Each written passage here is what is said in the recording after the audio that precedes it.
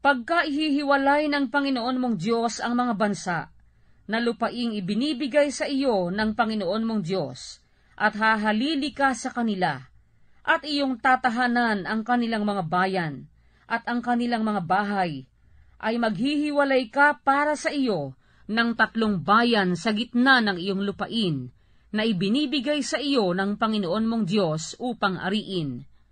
Ikaw ay maghahanda sa iyo ng daan, at pagtatluhin mong bahagi ang mga hangganan ng iyong lupain, na ipinamamana sa iyo ng Panginoon mong Diyos, upang matakasan ang bawat nakamatay ng tao. At ito ang bagay ng nakamatay ng tao, natatakas doon at mabubuhay.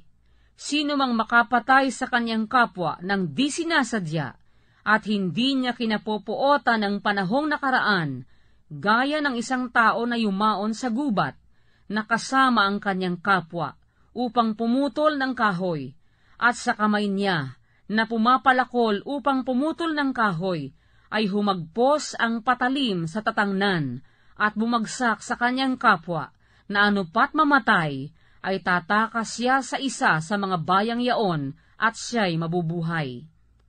Baka habulin ng tagapanghiganti sa dugo ang nakamatay, samantalang ang puso'y nag-aalab, at siya'y kanyang abutan, sapagkat ang daan ay mahaba, at siya'y sakta ng malubha, na siya'y di marapat patayin, sapagkat hindi niya kinapupuotan ng panahong nakaraan.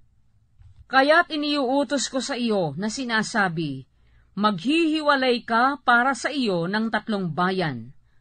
At kung palakihin ng Panginoon mong Diyos ang iyong hangganan, gaya ng kanyang isinumpa sa iyong mga magulang, at ibigay niya sa iyo ang buong lupain na kanyang ipinangakong ibibigay sa iyong mga magulang.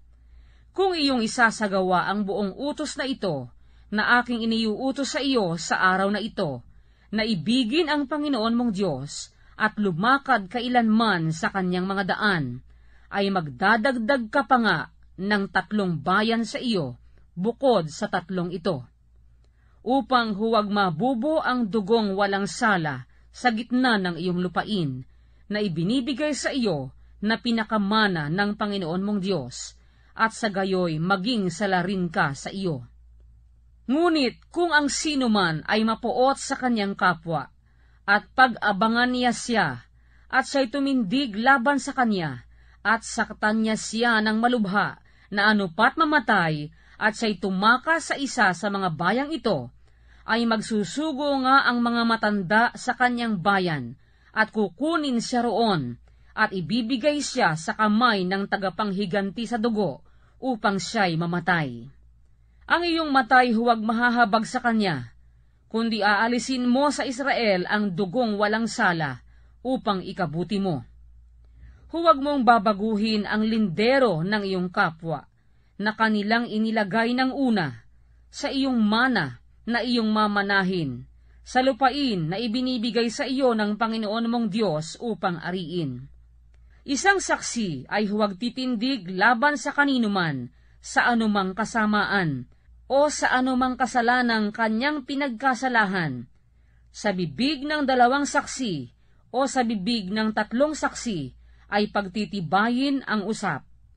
Kung ang isang sinungaling na saksi ay tumindig laban sa kaninuman, upang sumaksi laban sa kanya ng isang masamang gawa, ang 2 taong nag-uusapin ay tatayo sa harap ng Panginoon, sa harap ng mga saserdote, at ng mga magiging hukom sa mga araw na yaon. At sisiyasating masikap ng mga hukom, at narito, kung ang saksi ay saksing sinungaling, at sumaksi ng kasinungalingan laban sa kanyang kapatid, ay gagawin mo nga sa kanya ang gaya ng kanyang inisip gawin sa kanyang kapatid. Sa gayoy iyong aalisin ang kasamaan sa gitna mo. At maririnig niyaong mga natitira at matatakot, at hindi na sila magkakamit pa ng gayong kasamaan sa gitna mo. At ang iyong matay huwag mahahabag, buhay kung buhay, mata kung mata, ngipin kung ngipin, kamay kung kamay, paa kung paa.